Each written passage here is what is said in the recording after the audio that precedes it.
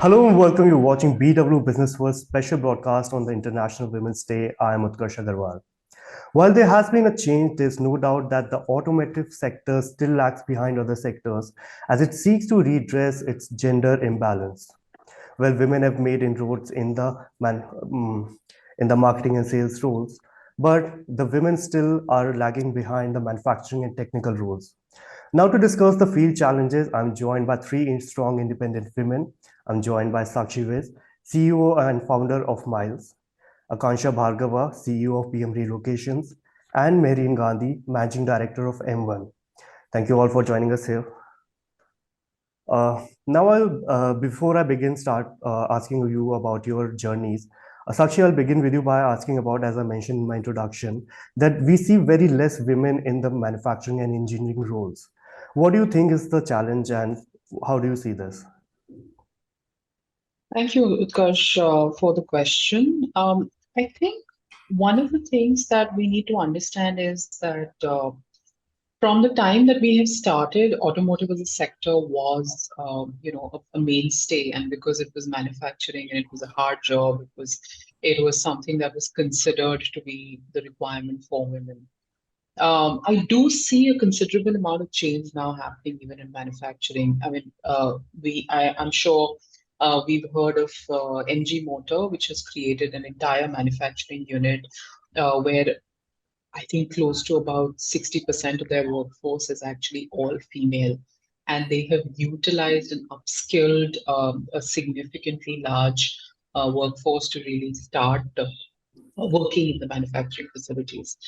What it takes, though, is a significant amount of acknowledgement of the gaps that exist, which could range from just the inability of the general workforce, the general inertia to change, and also not having enough women in even the central roles or in the decision-making roles in a lot of automotive sector, places. Having said that, the example that I took is headed by a wonderful gentleman in India who has taken this call and said, "I want to, make sure that there are enough women in the manufacturing facilities of MG as well."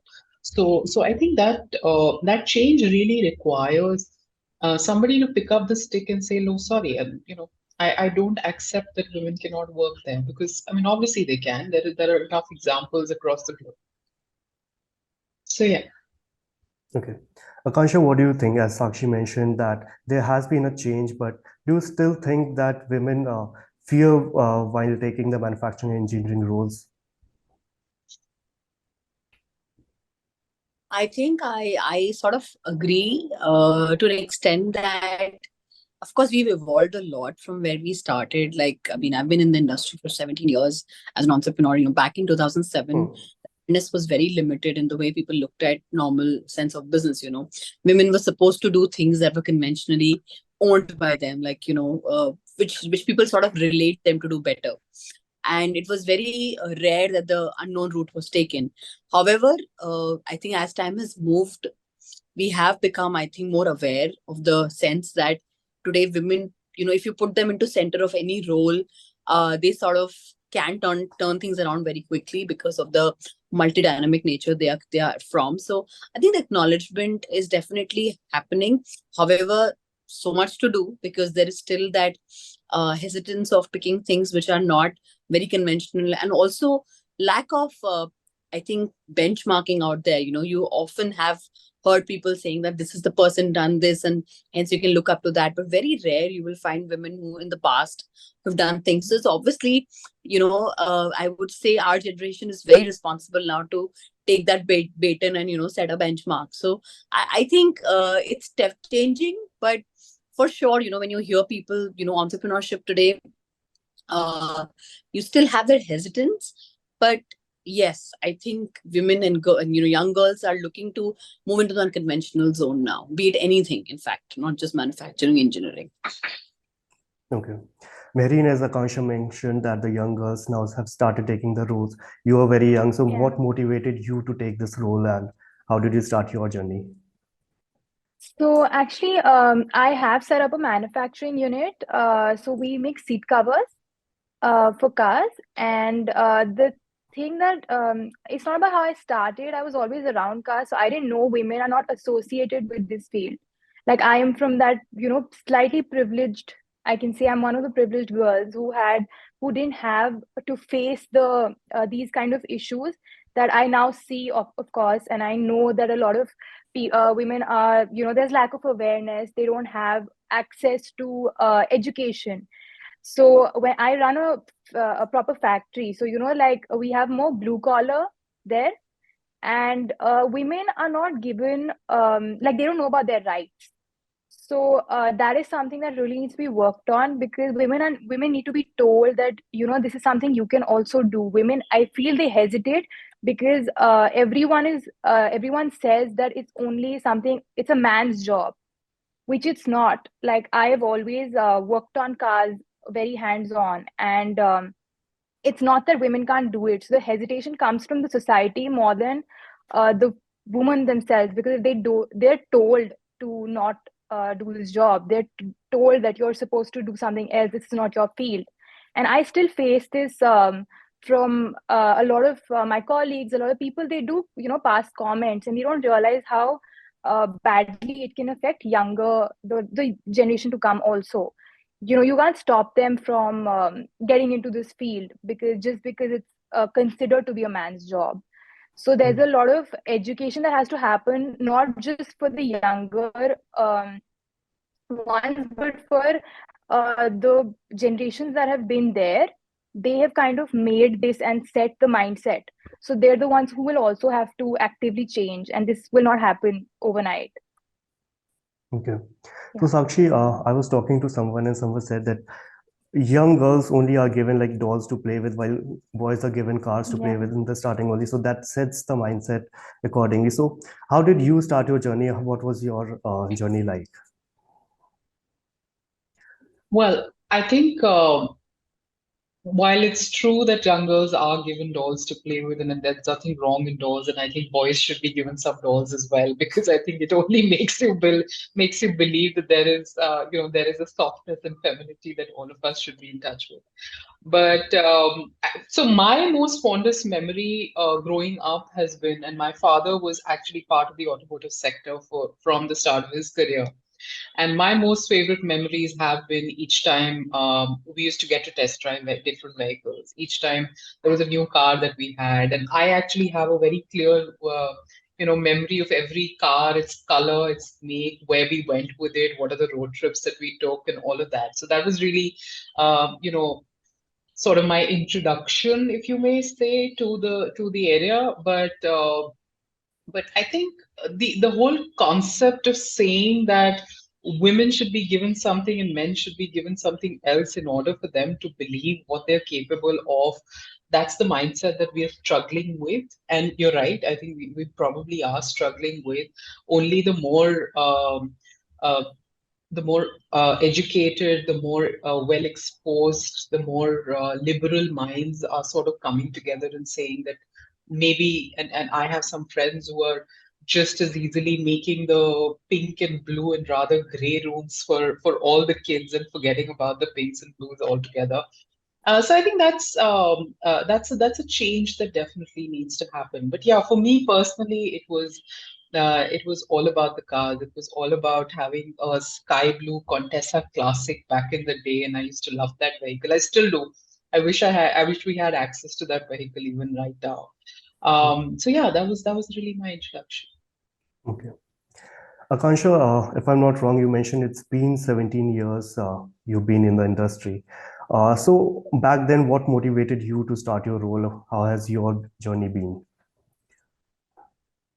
So, I am part of the relocation and the mobility segment where transport, car movement, vehicle, trucks are like synonym to that industry, right? So, um, I think when I started, my fondest memory, I mean, because my dad was in this industry, and for some reason, I just could not imagine or believe when I started working that I was told that this was not supposed to be something you were supposed to do. Because while I was growing up, I did not even know that this is not an industry where women should not be. Because when I look at a house and I look at how people move, and the kind of things one needs to settle in a house, it's always my mom that used to take the shots. So I never understood when people said, no, it's a male dominated industry, because you have packers, you have truck drivers, you have, so we have to move vehicles on car trailers, so there are transporters.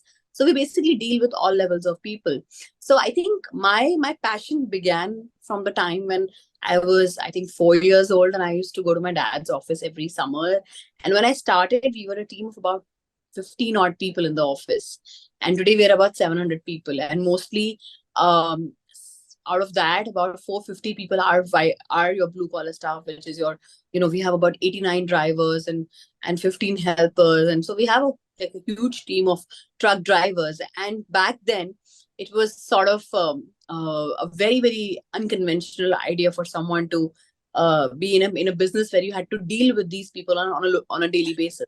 But I think when you look at the in root of this industry, I think it's all about compassion. It's all about understanding what's your end customer requirement, what do you want to deliver, and if you're passionate about that, I think it's all a process. You could be, making luxury bags, or you could be making cosmetics, you could be, you could be making jewelry, or you could be moving homes. At the end, you're just servicing your customer, and you're trying to bring together a problem solution for your client. So for me, it was always that. And everybody who's part of my journey has taught me a lot. So I think we learn so much more from the people who are at that level than we ever learn from anyone. So I think I have always understood so many things better when I'm at my warehouses. So I think it's been 17 long years, many stories around that, of good days and not so pleasant days. We've moved, like, we've packed in rains, we've packed in COVID, we've had challenges during the entire pandemic, because house shifting was the biggest challenge to happen as people were moving, yet they were very paranoid. Our packers were moving into PPE kits. So it was a difficult period, but I think as every opportunity comes around, it sort of teaches you a lot too. So that's been my story. Okay. Mehreen, you said you have been among some of the privileged ones. But as Akansha mentioned about the family support, so how was your family support for you to start your journey in this field? See, my parents were hesitant. If I would have said I want to become like a makeup artist, I said I chose the detailing business, which is beautifying cars. So I'm sure they would have been happier if I picked something else, because the world they felt is cruel. And, out there in the field that I'm in, you would see a lot of women in corporates, but you're not going to see a business owner at a slightly in a smaller medium industry. You wouldn't see women in these roles. Unfortunately, that's how it is. So they were really scared for me. That's it. Like, they knew I've always been around cars. That's what I want to do. But so it was tough to get them to agree to it. I did a few jobs first to, convince them in this field that, let me do it. So it would have been easier if I would have picked something else. But yeah, they were very supportive once I started. Just the whole, Indian mindset of just the fear that the daughter is getting into a field like this, which is completely male dominated, and especially at where I am. Most of the people that I work with, or are at the same position as me, are all men. So it is slightly tough. And, at an early age, if you start this, you're dealing with, all kinds of people. And I hadn't been exposed to that. So that, like, my work got me exposed to that. And it was slightly tough to convince them. But when they saw me do well, they're okay now. Okay. Yeah. So Sakshi, as everybody said, that automotive industry is majorly seen as a male-dominated field. So what necessary steps do you think we need to take to promote women leaders more in the industry? I think there are a few fundamentals that we first need to realize which are lacking as far as the industry is concerned, and they're lacking across the board. And this is not just in automotive itself, but also I think across any so-called male-dominated industry. There is a lack of first of all enough people at the top who are a diversity at the top to take decisions which are more inclusive. I think the second thing is perhaps an understanding of what are the uh, infrastructure arrangements that need to be done as far as making sure to make sure that there are women who can comfortably work in an environment which otherwise was only formulated for men. And this is a classic example that I'm sure a lot of us have experienced when we started working. I experienced it for sure that when I started working, and I went to one of our offices in Bombay, and because that office only had all men, they didn't have a washroom for females. And they actually suggested, why don't you go to the neighbor's washroom, right? Now, this is something very fundamental and basic, but I think organizations need to wake up to that reality as well, especially in manufacturing, engineering works, where for the longest time the change has been a struggle for most organizations. I think the third and rather even more important thing is to understand that there are certain changes that happen as far as continuity of female workforces is concerned. Females do have to go through certain biological changes over the course of their lives, which do require them to be away from workforce traditionally. Now, if changes there have to be made, it is important that organizations also develop strong policies with regard to bringing back females to work, with ensuring that they have a right continuity plan as far as having a more diverse workforce is concerned.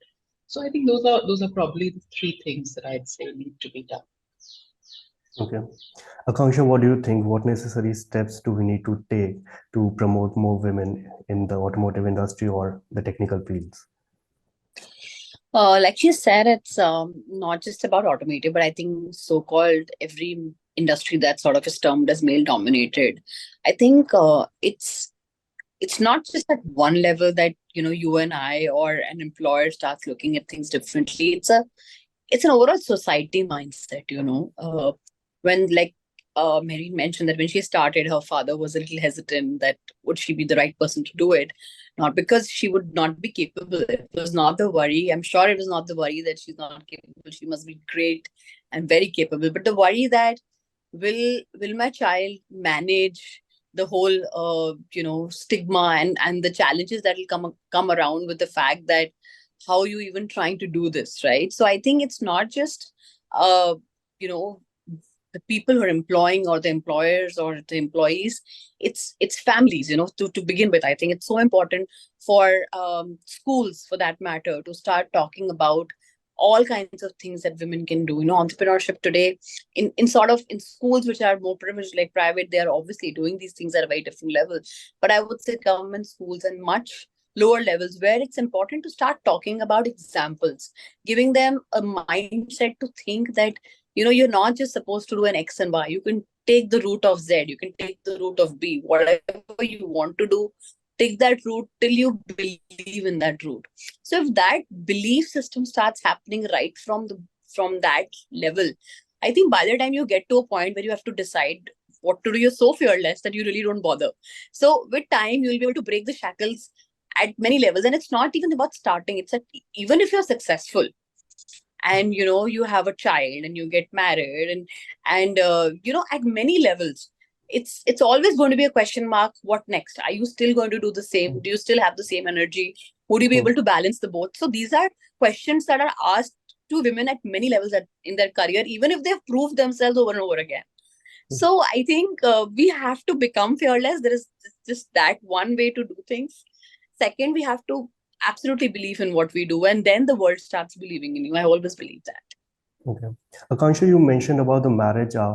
For most women see marriage as the end of their career. So what are your views on that? So do women are... Oh, so of course, fine. I think, I heard Mrs. Nainalal Kidwai once say that the most important decision you ever take is who you marry. And it's so true, because you really have to find someone who can walk the path, or if doesn't even want to walk the path with you, but lets you just walk your path. So it's important, very important, to have the right person, because, it's not just that person, it's everybody around you who will try to make things look very difficult, make it sound like it's a big deal that you are doing the next thing, husband doing something else. Like I used to travel like 200 days um a year when I was married, and we were absolutely okay with it. So, but the world around you would be like, you're traveling so much, you're doing this. So it's not just that partner, but so much around you. Like I said, you really have to have that belief system in place and find someone who backs you on. And more importantly, when you have a baby, like my daughter was 2 months old and I got her to office. She's been coming to office every single day. She's 4.5 now. We've traveled everywhere. In fact, I've taken her to conferences, I've taken her to meeting, to boardrooms, and I've excused myself for 5 minutes to do breastfeeding. So I've done all of that with her because I never wanted to make that choice of family, child, or my work. I wanted it to be hand in hand always. And we continue to do that. She's in, maybe a year more, she can do everything with me, and then she has her life. But I'm just trying to say that it definitely is possible when you decide that you want to make things happen your way and you don't want to bother about how the world thinks you should function. Okay. Marine, what challenges did Yeah. you face when you started your journey? And you would say to a woman who is attracted to a career in the automotive industry? So, see, majorly, the challenges that I have faced have been more after I started working. It was not before. So, when now I'm trying to get on training programs, I noticed that a lot of women that I want who should work at my store or at the factory that we set up, they don't need to be educated. That's a major plus point for me. I see that as a plus point because a lot of them, they have not had any education. Men are always put first.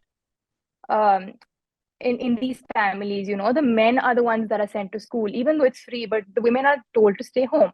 So whatever training programs I'm doing, what I'm realizing, there's a lot of resistance from their families more than them. As basic, the issue is that what they wear. So in this field, you need a certain dress code. You can't come in. That girl came to me and she said, my parents don't let me wear anything except salwar kameez. I can't work with those clothes on a car. I can't polish a car. I can't do PPF on a car with those clothes. So can you talk to my family? And I'm struggling with these issues on a daily basis where women have such small problems that for us, I didn't even know that such issues exist. So every day these issues come up where I'm having to educate their families to let the women work. They have to fight so much for their rights. Like, how Akansha ma'am said that, you have to become fearless. You don't have an option. We are not given that option. We have to fight more than men. Unfortunately, men do get it easier. Women have to fight more to just get out of the house. They have all sorts of issues like permissions for timings. They have to be home at a certain time. Men don't have to be home at a certain time. And it's not like late hours. I'm not even talking about unsafe hours. I'm talking about 6, 7 p.m. That's also something these girls have to fight for. They're just coming to work. They just want to work. So these are very basic issues as a society we need to fix. This is something that it's a family problem. Like I think Indra Nui said, it's not a female problem, it's a family problem. So these things have to be dealt with every day. I'm facing very small issues on a daily basis with these girls, but I'm trying to set up training programs and I'm trying to train them and get them into working at my stores so that they are not dependent on anyone, because one of the major reasons that they have to stay quiet, they don't even know what their rights are. So firstly, financial freedom is very important for them. So I'm trying to work on it. I'm doing my bit. I hope it helps in the long run. So yeah. Sakshi, as Marine said, that women have to work twice as hard as men. They have to work two roles at home and at their jobs. So, what do you think? What challenges do you have faced in your career? Well, I think I definitely belong and very close to the group that Mehreen and Akanksha are, where we've had extremely supportive and very encouraging and liberal families that have sort of encouraged us to go out there and do what we needed to. I think the challenge probably comes in when you get into the workforce. At least for me, the challenge came in when I got into the workforce. Apart from being probably the only female person in the room on most meetings, which I continue to be actually. And I'm sure everyone in this in here has experienced that there are so many occasions where you're the only female sitting here, sitting in a room of all men trying to get their opinions out, etc. And I'm not trying to diss it. I think it's just what is normalized amongst a male gathering, that opinions come together in that manner. So I think starting from there to figuring out the entire challenge of how do you make it normal for women to start seeing an industry like car rentals and now subscription, which is what I am working on at Miles, and really making sure that the workforce becomes more and more diverse. I think when I started out, we were even struggling with HR people being females for this industry, because everyone thought there will be enough industrial and labor law issues that one will have to deal with, and therefore most females never wanted to join the space. We now continue, and for the longest time, we've always had a large chunk of the team, and at least about 40% of our team actually being females in most departments. We also, over time removed that barrier of saying certain roles we will only interview men, which used to happen, especially on the operational space. Because I think that was archaic for sure, but it was also something that was born out of years and years of normalizing what work was meant for men and women. So I think that was definitely something that one needed to do. Uh, I think the other important challenge has been to get enough women to join, as in our industry in particular, enough women to join as drivers. That is a challenge that actually I still struggle with, and that honestly has to do with a lot of the regulations that are there in the, as far as the Motor Vehicles Act and the driver, activities are concerned as well, because commercial driving licenses require a certain number of years of experience before they are provided, and there aren't enough females who've driven that long who are ready to come and take a commercial driving license. So it's a challenge to really have a large enough female driver workforce in our industry in particular. Even though without fail, I think every brand, that every organization that's been launched in this space has done their bit, and I absolutely believe that they have. But there is a regulatory challenge there that we all struggle with in order to get enough females to join the workforce. So yeah, I think those are some of the challenges that we've sort of tried to overcome, continue to overcome. But I think I'd like to say that we're probably making slightly decent progress over time now. From where we started, there's obviously been a sea change. Akansha, so as Sakshi said that still the work is in progress. So what would you advise to women who are attracted to a field in the automotive industry? There's only one. Firstly, I think entrepreneurs and women personally don't need advice. The advice is needed more for society and men and their husbands and brothers and fathers. People, I think women, you end up mostly. This is the question I've always asked: that what advice you give. So I think are very smart. They sort of don't need that. But an entrepreneur, I would just say that just believe in what you want to do. Be it any industry, there will be challenges everywhere. It's not just our industry. It's obviously very stereotyped. You will have situations where you're the only woman out there in a room, and people will look at you and say, will you really be able to do this? But if you're confident enough to say that yes you can, then you really can. That's the only thing that matters. You wear your confidence on your face, on your sleeves, and that's it. Okay, all right. So with this, I would like to close the session, and I would thank all the women for joining us here. So thank you so much for joining on this special broadcast for the Women's International Day. Thank you all. Thank you. Thank you. Thank you. Thank you. Great talking, Mary and Akanksha. Yeah, bye. Thank you. Bye.